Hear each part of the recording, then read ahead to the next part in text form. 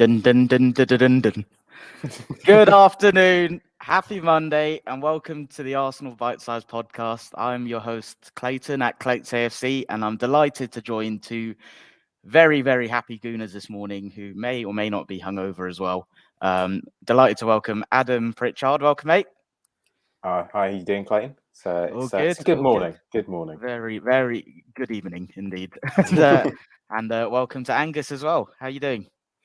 Yeah, all good. Anytime you can plunge Manchester United into chaos, it's a good day.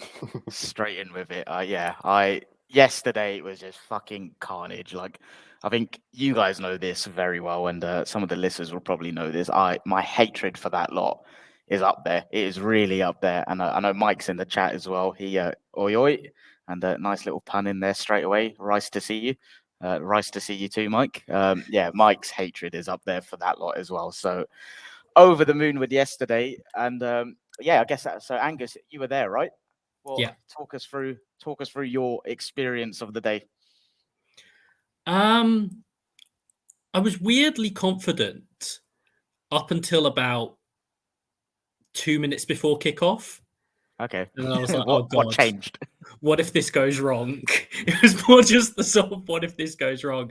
And then, particularly after the opener, you're sort of like, they hadn't really done anything, and then they get the goal, and you're sort of like, oh God, not again.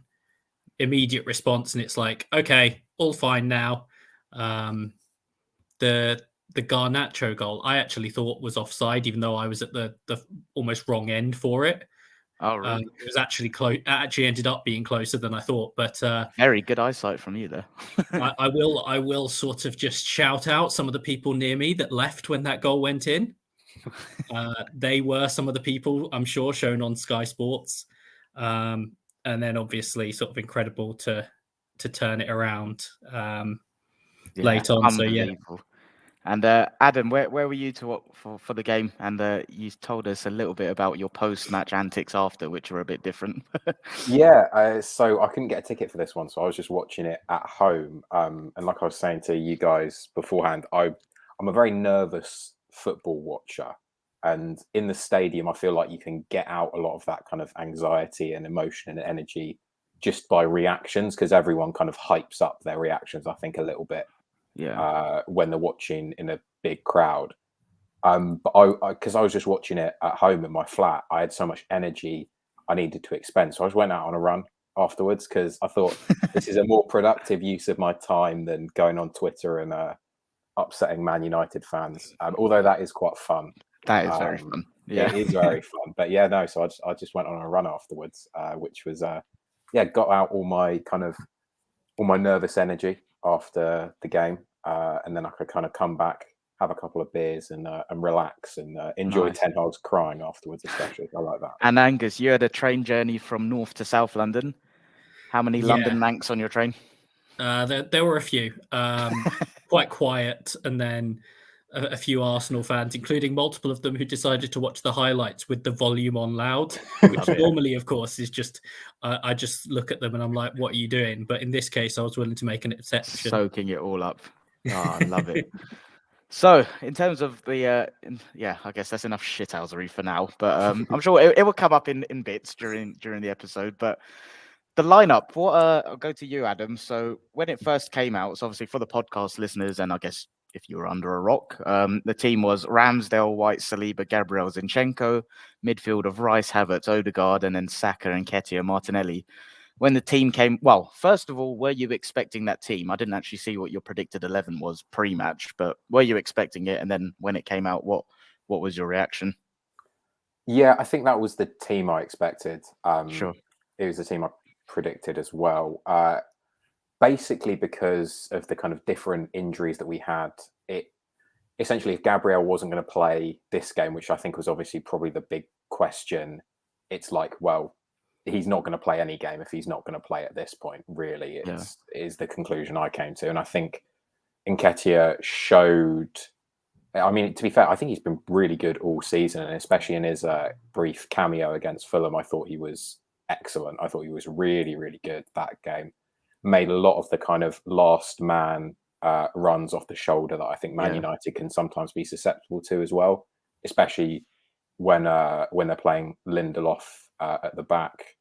They're not Lindelof and Martinez. They're not hugely physical, and even though Nketiah, Martinez thinks he is, but yeah. Well, yeah, exactly. They're physical in some ways in that they'll hack you out of nowhere for no reason, but they're not particularly good in the air, I don't think. And Nketiah isn't tall, but I think he's pretty good kind of at he's certainly developed, I think, his post-up game quite well. Agreed. Yeah. So I thought that would play into our hands a lot. And yeah, I guess there was some question about whether Havertz would start in midfield. I was kind of, before the game, I was not too opposed to Rice in that left 8 role and seeing Jorginho sitting in midfield. I think, Clayton, it's something I've talked to you a little bit about before, how I'd be quite happy to see that more often through the season, just to give our midfield a little bit more, I suppose, a little bit more structure, and certainly in a positional sense, I think Jorginho would definitely bring that. Yeah. But I feel like, I don't know how you guys feel, and I'm sure we'll get onto it later, but I think Arteta is just going to keep persisting with Havertz. I think he's got enough faith in the player and in his own tactics and philosophy that he's just going to stick out this slightly sticky period and keep picking him, basically. Well, might as well get onto it now. Angus, what did you think of Havertz? And two questions. What did you think of him in isolation yesterday, and what have you thought so far? It's been a rough start for him. I'll go with that. I think it's not been quite as bad as some people would have you believe, but it's not necessarily he's not hit the ground running by any means. Yeah. I think he was a bit better yesterday. I think actually his off-ball work was quite good. It was something that I'd noticed. There were a number of times where, United would get up the field and it was actually Havertz that was sort of intervening, intercepting the ball, that sort of thing. So I think he did well in that aspect of the game. The attack obviously still needs some work. I think he's still a bit slow in acting on the ball, although I think yesterday you could say that about a number of players. So it's clearly an adjustment, but slightly more encouraging signs for me, I guess, yesterday. Sure. And Adam, same questions. What have you thought so far? 4 games in, and 5 including the Community Shield. And what did you think in isolation yesterday of his performance? I think I've got to give him a lot of credit, because I think after the Fulham game, I don't think he played particularly well in that match. And you could tell in the stadium, the fans are starting to get a little bit, not necessarily on his back, but there's a lot of kind of groans and moans every time he doesn't do something quite as exciting as everyone wants. The spotlight definitely feels like it's on him now, right? Yeah, I think he's got a lot of, obviously the price tag and the ex-Chelsea player thing was always going to be a bit of an issue, but I think I don't think he's been bad, to be honest. I think he's been okay. He's been perfectly average, sort of 6 out of 10 so far for us. Perfectly average. Well, and that's the issue when you're coming off the back of having Granit Xhaka in that role, who not only played excellently last season, and to be honest, for the last sort of 18 months or so in that position, if you're just assessing his performances. But obviously Xhaka, he's a much more vocal leader in the dressing room, on the pitch, and he's much more of a presence in games than Havertz. I think a lot of people's biggest criticism of him thus far, probably in this game and of his time at Arsenal in general, is that he can feel a little bit passive and a little bit like a passenger. And I think people are, I agree with Angus. I think his off-the-ball movement has largely been pretty excellent so far. And I think people are kind of looking at him through Ozil-tinted goggles. I think there's a lot of people are looking at him as if they're basically ascribing everything bad that Ozil did to Havertz already. It's like projecting. And I think a large amount of that is about, is sort of a little bit out of worry that this new player who's meant to be a key cog in our midfield is going to flop. But I thought yesterday he was okay.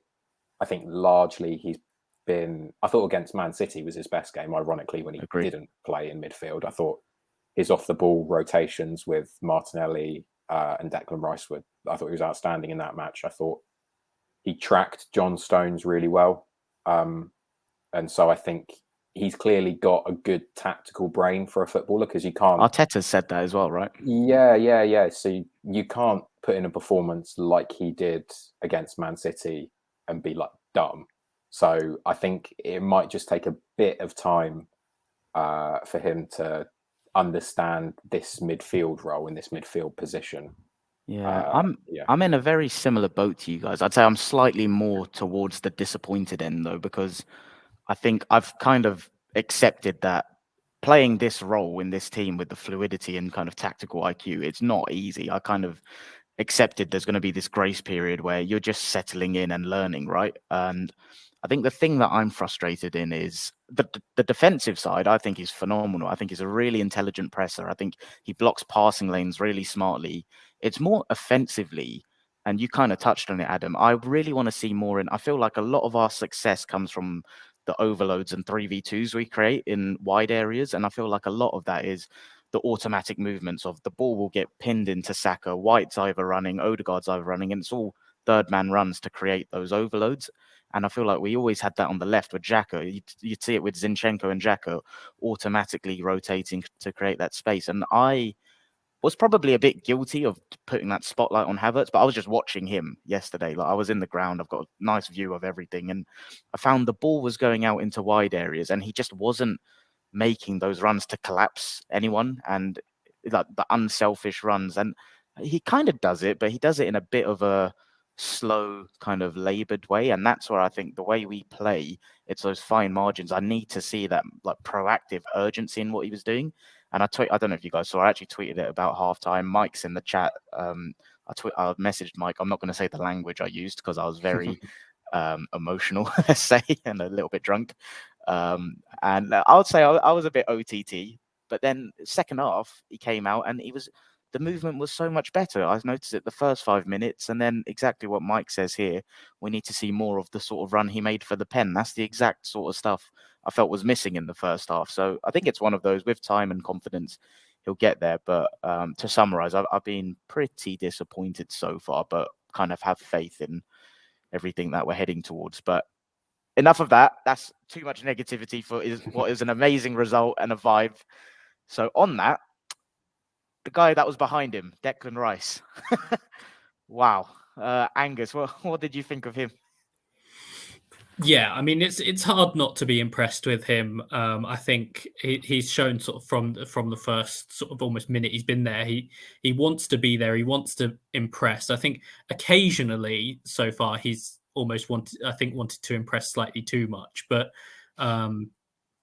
he's sort of slotting in nicely, and I think he's sort of picking it up step by step, which is encouraging, because I sort of see places that he can do an even better job for the team going forward, which obviously, you know, with how well it started, sort of makes you feel really positive. But yeah, I thought he did a really good job in this game throughout, and then obviously sort of, you know, culminating in getting what was essentially the winning goal. Yeah, and Adam, like obviously, I don't know how much more you have to add, but is he performing at a level better than you thought he was? Because for me, I'll be honest, like I knew how good he was, but he's actually performing even better than I thought he had in his locker. He's really surprised me in a pleasant way. Well, yeah, I think I'm in the same position, because I feel like, obviously you guys know Suj well. You speak to him much more than I do, Clayton, but even he was telling me all summer Rice is going to make that price tag look like an absolute bargain. And I was kind of like, okay, yeah, sure. He's a West Ham kid. I get why he's hyping him up. I'll let him have this. Not really complain too much. But I mean, it's hard to say he was overpriced at what we pay for him. It's like, I think he's only been the official man of the match in only been man of the match in 2 of the 4 games we've had so far. But I mean, you can make an argument for him being the best player on the pitch in all of them. Yeah. And I think aside from kind of some of the stuff we talked about earlier with the positional rotations that he's shown and his clear understanding of what Arteta wants that team to do, I just love how much he loves it. Like every single tackle, every single pass, every single run he makes, every goal the team scores. He just loves every second of it, and I don't think I expected him to bring that kind of energy and passion, not because I doubted he had it in him, but because he's a West Ham kid, and because he came up like through he came up through Chelsea's system, but he's played all his professional career for West Ham. I didn't expect him to seem to love playing for Arsenal and seem to love the club as much as he does already. Yeah. It's great. He proper gets it, don't he? It's mind blowing, and I don't know if you guys remember this when we signed him. Arteta said something very specific, which has stuck in my head about we supposedly have this grading system with recruitment, and he didn't say what the categories were, but you can tell it's something like defensive aptitude, offensive aptitude, personality, psychological. And he said he rated highest on everything, and you can see it. Every element of his game is at a very good level that can get to world class. His psychological, it's so hard to psychoanalyze from the outside, but you can just tell when someone is psychologically just switched on, and he's very coachable. And just being a bit of a very basic football fan, he gets it. And as a fan, you love it. Like I tweeted last night, every time I consume content from him, I'm smiling like a fucking psycho. It's like literally, he's just walking around and I'm like laughing at my phone. Like, this guy is unbelievable. But what a performance! And there's something. We love a last minute win, and my heart rate. This football club is going to kill me one day, honestly. But in terms of other components of the team, I thought, what did you guys think about Zinchenko being back in? Obviously, the impact that had with Gabriel, I thought that gave us a nice element of control again. Angus, how did you feel about Zinchenko being back in the team? Yeah, I think he played well. I think Gabriel played well. I think, and I know we've sort of talked, Clayton, about the change in the system with Partey inverting from the other side and it not feeling quite right and everything. And I think it showed, late on in the Fulham game, but then particularly this game, a lot of players felt like they knew where they were supposed to be, but they knew where everyone else was supposed to be. Like previously, White had been staying back almost constantly.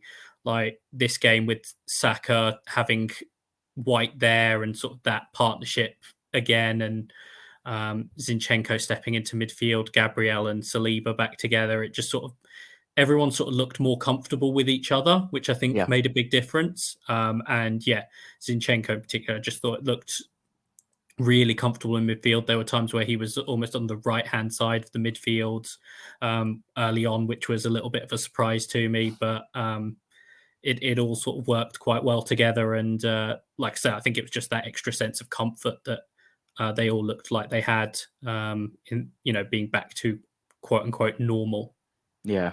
And then on that, I feel like that's quite a nice segue, because I don't know about you guys, but I've seen a couple of narratives doing the rounds in terms of the game and dominance, control, this, that.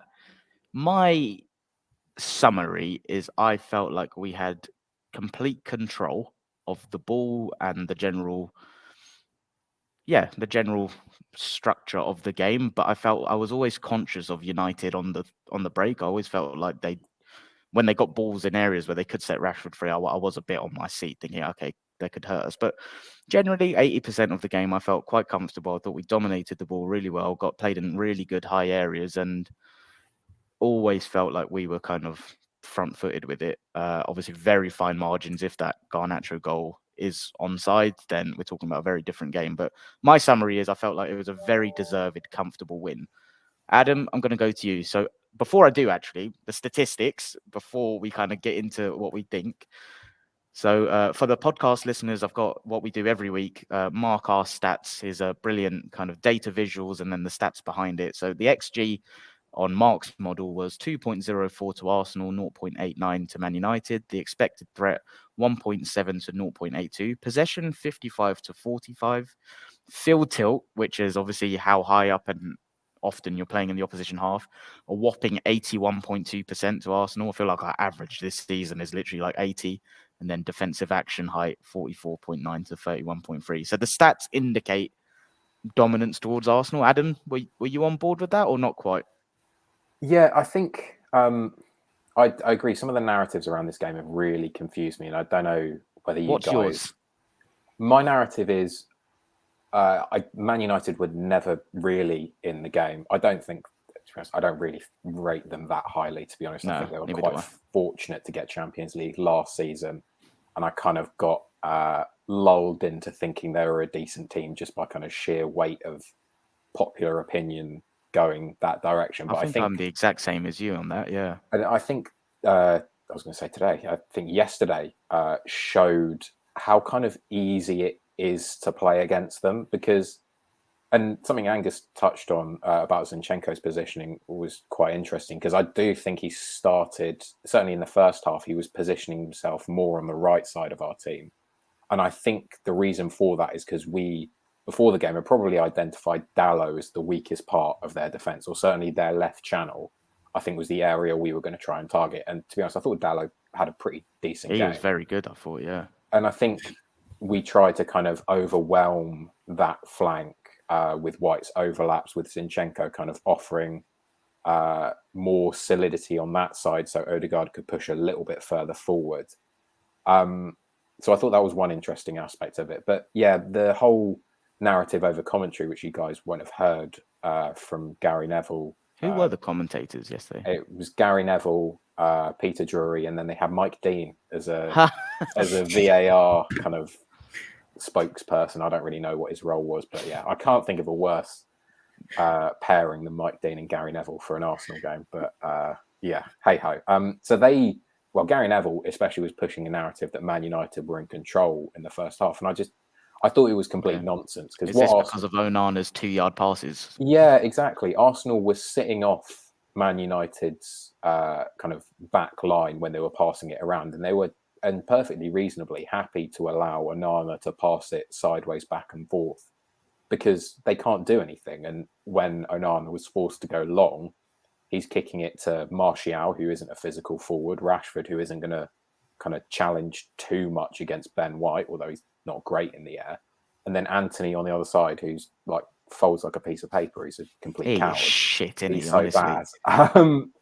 So yeah, there's no point in pressing a defense like when they're playing like that, when their forward line is of that physical profile, because all you do, if you rush the forward line up, you're either creating a gap between your forward line and your midfield, which then allows Man United to bypass the forward line easily. So you're creating space for them to work through there, or you're forcing the midfield to push up as well, which is just creating the exact environment that Man United want, because they're the one thing they are good at, and I'm loath to give them any credit, but they are very good at quick counter-attacks on transitions, because they've got pacey players, and they've got Bruno Fernandes and Eriksen, who are pretty good at picking out those through balls. And so there was no need for Arsenal to press Man United's backline. I think it was Eriksen that played that ball for Rashford, right? He split White and Saliba. And that's an exact example. I know it kind of came from a giveaway from Havertz, who gave the ball away. But I mean, that's an exact reason why sometimes you don't need to overcommit against these teams. Why it's not the worst thing in the world just to sit off them, because they can hit you on the break like that. And I'm not sure what it felt like from in the ground, but that was the only way I thought they were going to hurt us yesterday. Yeah. It was only on those quick counter-attacks that they showed any real threat, I thought. Yeah, no, I think you've nailed that really nicely, because Angus, I'd like to get your opinion on it, but I felt so chill when Onana was just chilling on the ball, thinking he's like prime Tony Cruz, because I feel like this has got lost in the emotion of everything. He actually tried an outball to Rashford like 2-3 times, and he didn't get anywhere near him. It just went straight to Ben White's head. And then when he was just controlling the ball, and he was thinking he's like the dog's bollocks with it. You can tell his confidence, his chest was out. I was like, mate, what are you doing? This is literally perfect for us. Like, if your central midfielders are doing that, fair play. Like, if you're behaving like Rodri, but if you're doing this literally 5 yards from your own goal, I don't see how this is a positive for you guys. So I felt very chill with it, and Adam's just basically taken what's in my head and illustrated it so much more eloquently than I ever could have. But Angus, where were you on that? Yeah, I thought Arsenal picked and chose their moments well to then push. If they saw an opportunity to then push up, they did. But it's one of the things that some of the people around me were getting annoyed at Havertz. It was something I wanted to mention, but I Okay. thought was really good was him maintaining his discipline. He stood in between Onana and I think it was Casemiro constantly when Onana had the ball at his feet, and he kept checking over his shoulder, making sure he was in the way. And the fans were sort of screaming at him to press, and it was like, no, he's achieving exactly what you want to there. Yeah. That's the And one the fact that he downside kept of having to go to watching. Lindelof, and then Lindelof, half the time, he would just play it to Lindelof. Lindelof would then end up having to pump it forward anyway, because it was sort of like, it was passing that sort of pressure on. But no, I thought Arsenal, particularly just maintaining that shape, not getting drawn in, like Adam said, that United just want teams to go and press them. Yeah. In that situation, and Arsenal just wouldn't. And I think it almost looked like it frustrated them for a lot of it. Yeah, I felt that. And then, so obviously, first 15, 20 minutes, it's 0-0. I'm going to say it was cagey. It felt like a bit of, we were just trying to suss them out. We'd let them have the ball. When we get the ball, we were feeling our way into it. And then obviously Havertz, pretty poor pass. Not going to go into too much hammering on that. Like, it is what it is. He did try to track back and win it back. Great pass from Eriksen. Rashford, good goal. We then counter that with an unbelievable bit of play. I don't know how many seconds it was after, but it was definitely sub 2 minutes, I'm going to say.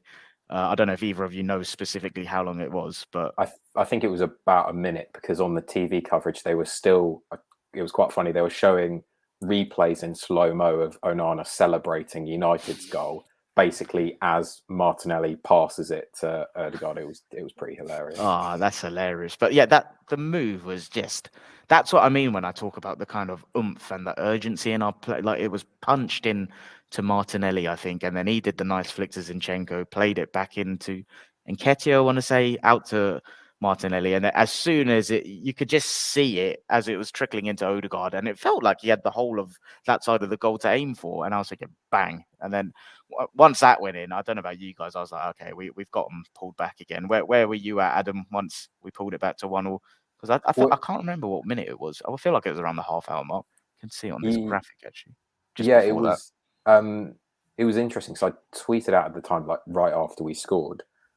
It was kind of, I found it, obviously I was happy we scored, but I was also frustrated because I was thinking, that's how easy it is. It's like, It shouldn't have taken this long. It shouldn't have taken us to have to react to a United goal for us to realise, hang on, this midfield is weak as hell. They've got kind of two plodding 30-year-olds in there.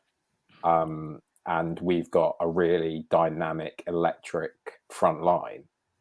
So yeah, I was a little bit frustrated because I could tell how brittle they were, or they would be, to some kind of quick, dynamic ball movement. And it just felt like too often in that first 30 minutes, we were just a little bit slow. We didn't have that kind of injection of energy. And it's perhaps it's probably a topic of conversation for another day. I'm sure you guys will cover it, how we do sometimes feel like we need a kick up the arse to like actually react. It does feel like we need to be pressed into kicking into that extra gear this season, whereas obviously last season it didn't feel like that at all.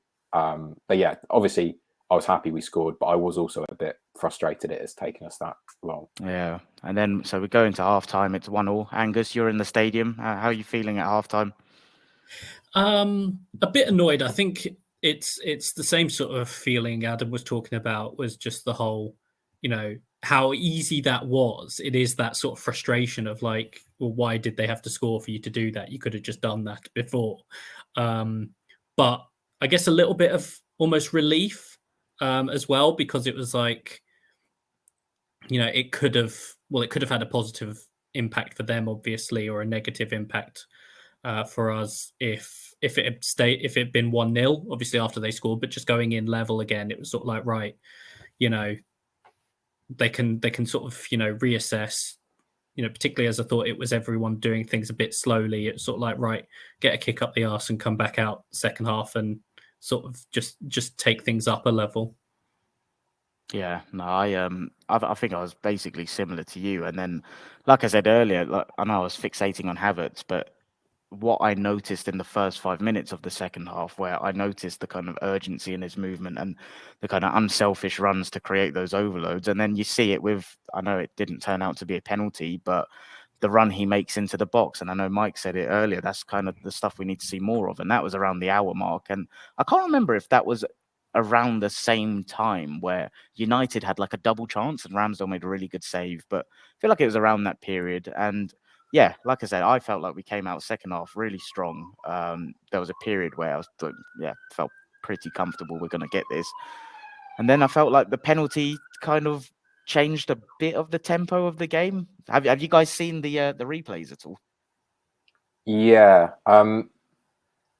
I don't know. It's a difficult one because it's the kind of penalty that I think if it gets given against you, you're thinking, how on earth is that a penalty? There's barely any contact there. If the contact that is there, the player probably instigates and you're absolutely livid. Obviously, when it is given for you and then taken away, you're kind of two minds, because when I was watching the replays, I was like, okay, it is a bit soft, but I don't know if it's of that kind of clear and obvious error threshold that is supposedly in place. Yeah. I feel like it was... I think they probably did it because of the context of the game. I think if it's Arsenal against, I don't know, Sheffield United, and Arsenal were 3-0 up and that exact incident happens, I think they probably don't bother going to VAR. I know it's a little bit kind of... maybe I'm reading too much into it, but I think because it was... the state of the level, game kind of dictates. The state of the... Exactly, and it was against Man United. If a referee gives a penalty there and that decides the game, I feel like that can sometimes become the narrative, and then that's all anyone's talking about because of the result. It's kind of a little bit incidental, but yeah, I feel like it was 50-50. I'm annoyed it got overturned, but at the same time, I can kind of see why. Yeah, I think I was in the same boat, to be honest. Angus, what did you think of it? I mean, at the time, obviously, I was absolutely convinced it was a travesty, and the game was sort of fixed and whatever. After seeing it, I reluctantly I don't think it's a penalty. So yeah, me too. I'm sort of like, yeah, sure. Yeah, no, fair enough. And then shortly after that, Lisandro the Butcher Martinez does his thing, gets a nice little yellow card, and then goes off a couple of minutes after. And Harry Maguire comes on to a standing ovation at the Emirates. Højlund comes on, and I don't know about you guys, I actually thought he looked pretty good. He looks a problem. Adam, I feel like not quite there with that. Go on. Yeah, no, I just feel like people have been hyping up his... not saying I feel like Man United fans have definitely been hyping up, when Højlund comes in, we're going to be a different animal in attack. And I think what he brought to the game, he did so just in his physicality, and certainly his physicality in comparison to Martial. But that's not something of a £75 million striker. It's not enough just to pose a physical threat to the opposition. Because I mean, Yaya Sanogo used to do that for Arsenal. It didn't make him a good footballer. I didn't see... What do you mean? It's the best thing since last spread, Yaya Sanogo. That's true. FA Cup winner, Yaya Sanogo. And Emirates Cup winner. And Emirates Cup winner. The famous double. Yeah, I think he definitely posed a bigger problem than Martial did. But I think, like I say, I think that was just due to his physicality. You saw he was ready to go toe-to-toe with Gabriel. And I thought Gabriel did a pretty good job of matching him pace for pace, which I think is more impressive when you consider the switch up that he had to do, because like I say, Martial and Højlund are completely different types of strikers. So yeah, he offered them a different threat, and I think it was only that kind of difference of type of attack that I think it made it seem worse than it actually was, if that makes sense. Yeah, fair enough. So that was their double sub. So Højlund and Maguire came on for Martial Martinez. A few minutes after that, we then made a triple sub, which I was very happy with. Jesus on for Nketiah, Tommy on for Zinchenko, and then Vieira on for Havertz. And in that period, did you feel, Angus, that triple sub had any change on how we were playing? Where were you at that minute in the game? So that was the 76th, 77th minute that happened. Yeah, I think it needed an injection of something. It's not a comment on Nketiah. I thought he played very well again, but you just have that change, that added freshness. You have I totally got sort of like Zinchenko's obviously being eased back in. I think Vieira, the last couple of games he's come on and actually looked good and sort of given a bit of energy, but also a bit of sort of the quality that I think we were sold we were getting, but didn't necessarily see as much last season, which just shows about sort of the adjustment period for players as well. I think maybe that's something about the criticism that Havertz is getting as well, is that Vieira's come on for him in sort of back-to-back games and sort of got assists. Obviously, this one, it was right at the end. But is he in line for a start at Everton after the international break for you?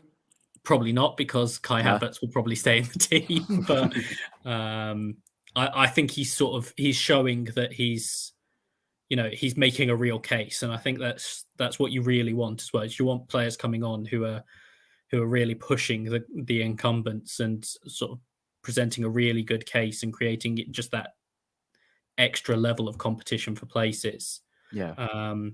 So I was pretty pleased at that point. I thought they all made sense, and that they were going to help to potentially sort of push for that second goal. Yeah, I'll be honest. When we made that triple sub, I was like, "Yeah, we've won this." Like, not a doubt in my mind.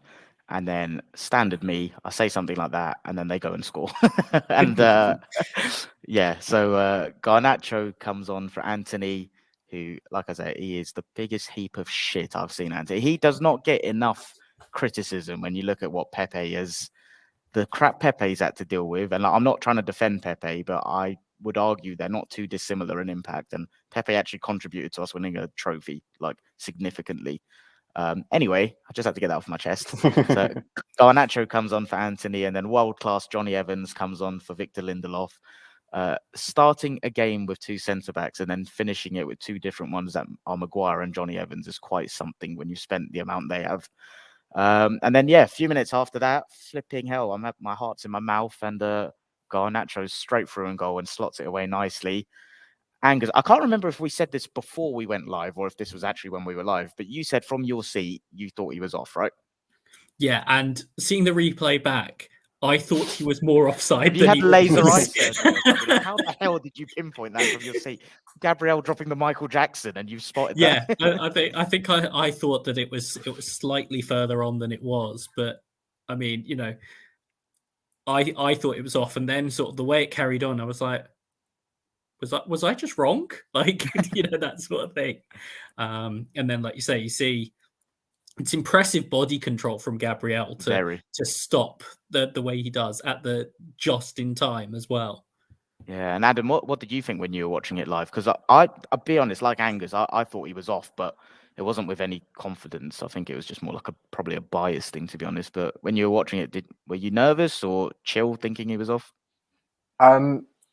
To be honest, I thought he was onside. But I still thought we had at least another goal in us. So it was sort of a little bit similar to the first goal, where obviously because it's later on in the game, there's more pressure to it. But I was a bit like, it's really frustrating we've conceded this goal because now we have to score 2 to win. Yeah. And I'm confident we can get 1. Whether or not we can get 2 with time left is a kind of different story. I was the exact same. I thought we had it in us to make it 2-2, but I didn't think we would go on to win 3-2 as that goal stood.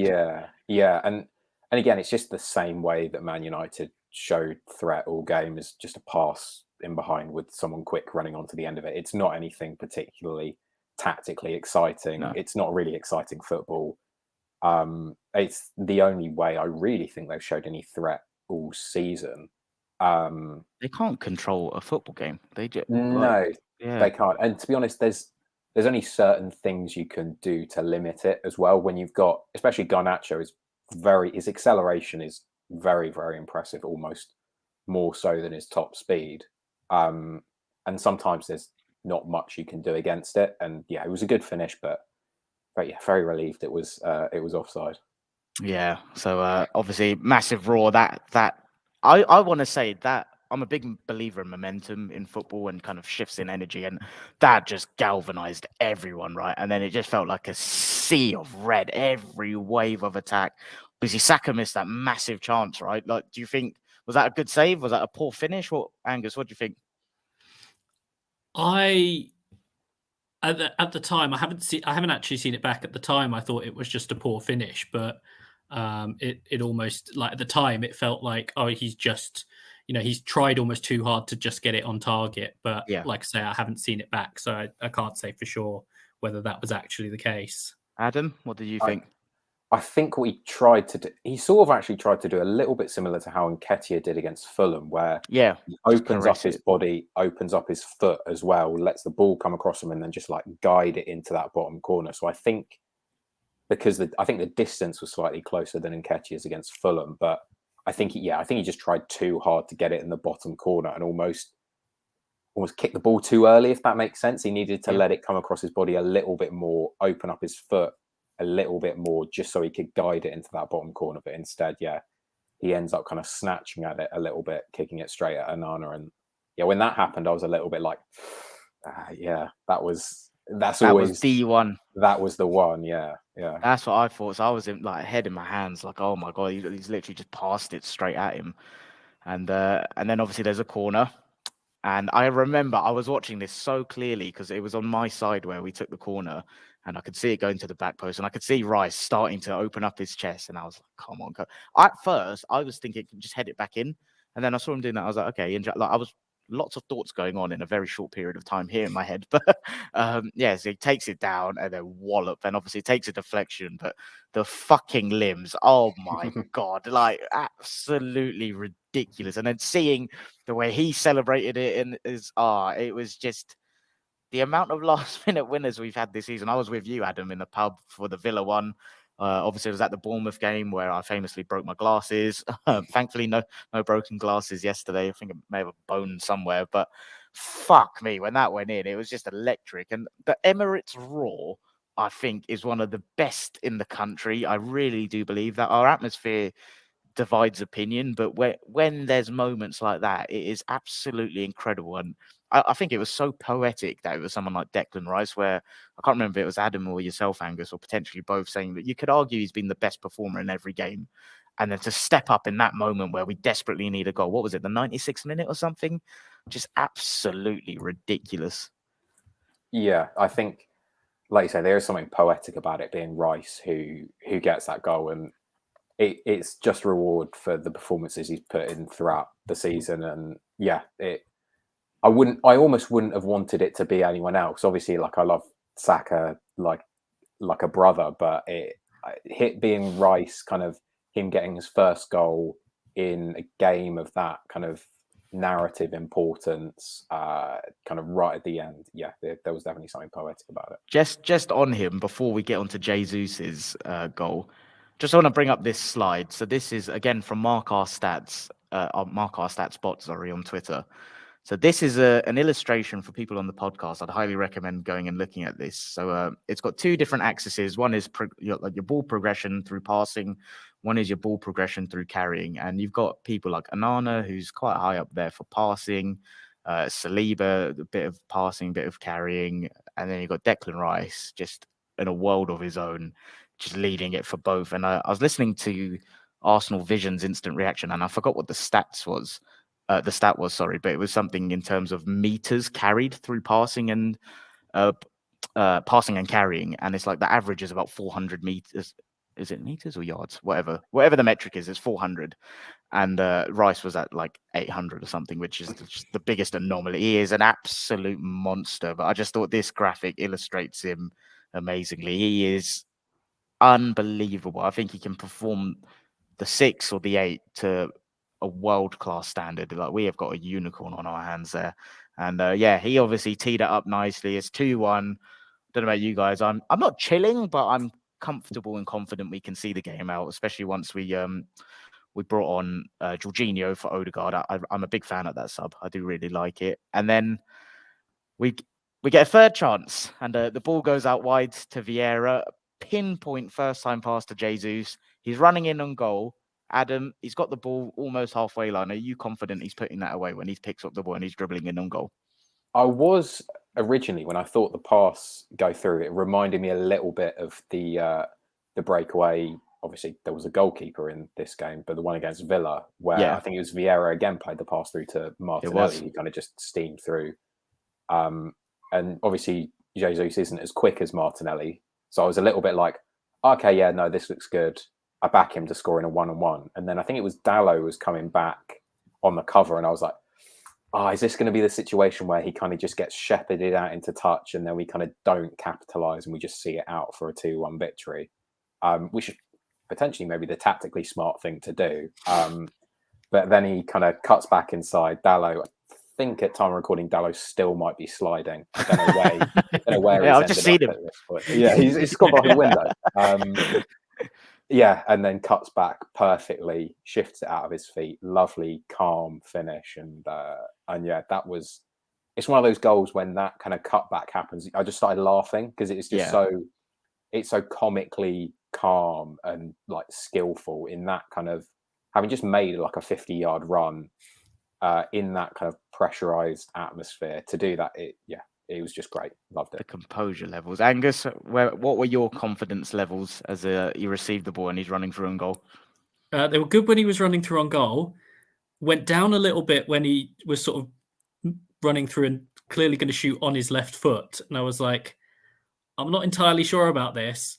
And then the strength with which he sold the shot fake that obviously sent Dalot sort of, in off to Portugal was sort of like, almost sold me. And then it was sort of like, oh, he's got the easy part now. But yeah, it was just sort of that sort of range. And then it was sort of like that release moment where I think for the couple of minutes before, I think there'd been two celebrations from the crowd thinking it was the final whistle when it wasn't. Yeah, so, I got sold by that. I went, yeah. And so then it was almost a bit weird, the celebration for the goal, because people still went for it. But it was sort of like we finally get to celebrate the game being over. We've tried to twice already. It definitely felt like more of a relief, right? Because, even though I say I was comfortable, I think just having the third goal is just that kind of concrete, we're done now. And, because the limbs for the third goal were as good as the second, even though there wasn't the same kind of pressure to get that winner. But, man, having Jesus back, there were just a few. I know it was Johnny Evans, but there are a few moments where he just kind of had the ball in wide areas, and the way he just wangles his way out of these tight spaces, I think he gives us that level of dynamism that we've kind of sometimes been missing in the final third, and it just unlocks a different level of fluidity. But man, what a win! What an absolute unbelievable win! And what were I don't know if you two do score predictions before games, like amongst yourself with friends or anything, but we did the preview pod. And Mike said 3-1 to the Arsenal. Scott said 3-1 to the Arsenal. I said 3-1. James from Planet FPL said 3-1. I feel like 3-1 was a very popular predicted scoreline. Did you guys have that? Yeah, so I do a score prediction game with a few mates, and 3-1 was what I had as well. Obviously, I didn't think it would be in that kind of circumstance, but yeah, no, I think we've talked about already the kind of brittle nature of certain aspects of United's defence, and with the attacking quality we had, I kind of always backed us to get goals. Yeah, like I say, not in those exact circumstances, and I would have liked it to be a little bit more comfortable, but hey, can't complain. Yeah, I feel like we're heading there. It feels like things are slowly. It's taking us a bit longer, I think, to get to the level of fluidity than it did last season. But it feels like the overall domination and areas of the pitch we're performing at more consistent levels, I feel. So I think it's one of those. Honestly, I feel like it's going to go bang very, very soon. And I really hope it's in time for the North London derby, because that lot are annoyingly looking quite good. What we'll do, we'll wrap up soon, but we'll see if there's any questions in the chat. And before I do go on to them, just shout out a few of the guys. Obviously, Mike's in the chat. Nice one. Thanks for joining. Got Hassan in saying, yes, lads. Cheers for joining, mate. Got William in. So sad that I'm going to say missed this. Missa Shah. Yeah, I think that's a typo. I'm guessing William's hungover from celebrating. So nice one. We got a question in from Mike. So This is a good one. Sorry, Angus, I've covered your face with that. I'll keep it on That's for a right. second and then I'll get rid of it. Like I said, Nima does all this back end stuff. I don't know what I'm doing. So Mike says, looking at what Onana was trying to do you think it accelerates Raya coming into the team? Angus, what's your thoughts on that? Potentially, although I think at the moment, I know that me and you agree in terms of not necessarily being as sold on Ramsdale as some people. But I think, he's actually had a good enough start to the season that I think it's going to be tough to leave him out sort of imminently. But I think that there will probably come a turning point with it. Sure. Adam, any thoughts on that? No, I don't think it has too much of an effect. I didn't think Ramsdale was great against Fulham, but I thought he was much, much better against Man United. Like you mentioned earlier, Clayton, I think the only chance outside of kind of the goal and then disallowed goal that United had where I was worried was that double save he had to make, and I thought he did very well there. I just don't think we've seen enough, certainly with the ball at his feet. I don't think we've seen enough negatives yet from Ramsdale to justify any switches. I think maybe as kind of cup competitions and Champions League comes around, I think I've said before, I think Raya will get games in Europe and the Cup, and maybe if he puts in an outstanding performance there, then possibly that's when we see the switch over. But I don't think we've seen enough bad stuff from Ramsdale yet to justify it. So where I'm slightly different is I agree. I don't think we've seen anything bad per se, but I think it's one of those when you kind of make a proactive change. So take the Ramsdale-Leno situation. I felt like Leno wasn't bad. It was just we knew Ramsdale was in the wings with a skill set slightly different. And even though I wouldn't say Raya's skill set is infinitely better than Ramsdale, I do think there's an element of us building from the back with Ramsdale where we can still improve. I feel like personally his distribution has regressed a little bit, and I feel like he holds onto the ball a bit too long. I feel like he's lost the kind of punch in his distribution, and I think Raya can actually take that level of build up in phase one to another level personally. Whether I think it will accelerate Raya coming straight into the team, not quite, but I do think there's a big area we can improve on there. And I think I'm not sure what the type of opposition would be, but let's just say there's opposition where we've got them pinned and we just need to keep punching it quickly and even equally just slow the game down sometimes. I think Raya will be quite good at kind of helping dictate tempo in a weird way, whereas I feel like that's an element Ramsdale I don't think has to his game personally. Where are you both in terms of thinking his first game will come then, Raya? So you touched on, you think the cup competitions, Adam. Thinking Brentford or Champions League?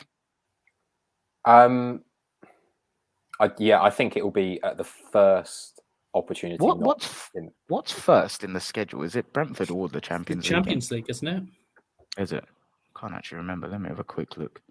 But yeah, basically, whilst you're looking that up, I think it will be the first opportunity he gets not in the Premier League, because I think there's a certain amount of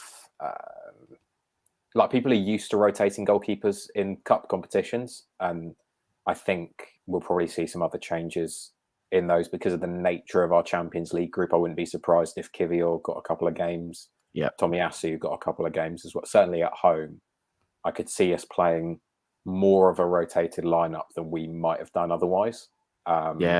So I think Raya kind of fits quite naturally into that change up. But I feel like in the Premier League, you kind of want to keep a consistent unit, and I think now we've kind of finally gone back to the unit that worked so well for large parts of last season. I think Arteta would be reluctant to change it too much. He can be quite stuck in his ways for better and for worse, but I think that'll kind of make him a little bit cautious and hesitant to make that goalkeeper change.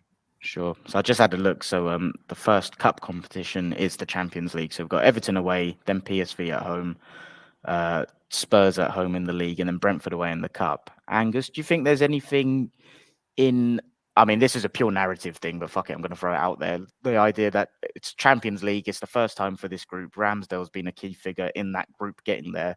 Ramsdale will get the first Champions League game, or do you think that's got nothing to do with anything?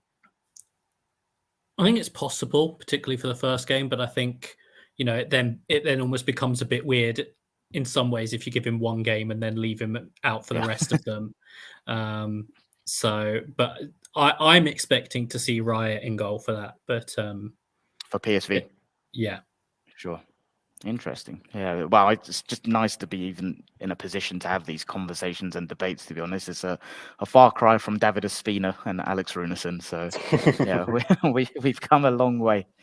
I feel like that's it. We're coming up to the hour mark, and I feel like we've covered most things. So I guess for people that have joined live, obviously, as you all know, I'm currently covering for Nima, and I hate doing the hosting gig with the like and subscribe, but it does help a lot. So for anyone watching, if you could drop the stream a like for Adam and Angus's appearance, I'd appreciate that. And I think we're on like 179 subscribers, so the road to 200 is on. So if you've laughed, if you're a United fan and you hate us and you want to tune in again, feel free. Hit that like, subscribe so you don't miss it. And Adam, Angus, thanks a lot for joining us. Adam, where can people find you on Twitter, X, whatever it is? You can find me at ThreeFiveWho, spelled out in letters. Not particularly social media friendly, but hey. I've always been intrigued actually. Where did that come from? I know it's a play on the formation, but is that it or? Yeah, so it was. I think I can't remember when I started my Twitter account. It must have been like 2015 or so. But it was around the time when Conte first kind of came into the league. He obviously started with a back four, but then switched to a back three, and it started working. And like every single manager was like, the back three is the answer to all my problems. And it was a very bad pun that I've kind of persevered with. You do love a pun on Twitter. So. Yeah, that's fair. And Angus, are you like inverted fullback Angus McPhail or something? Where can people find I wish. you? It's just Angus 81, and the 81 is just numbers. Nice one. Cheers, guys. Yeah, thanks a lot for joining. Really enjoyed this. And just before we head out, William, who has admitted he is very, very hungover, and it's so worth it. He said what I was trying to understand earlier. So sad I missed the live show. Think I'll go around smiling all week. I love this club and our fans. Completely agree. And on that note, massive 3 points up the fucking Arsenal. And I don't know how to play music, so we're going to go Rice, baby. Cheers, everyone. Up the Arsenal. Cheers, guys.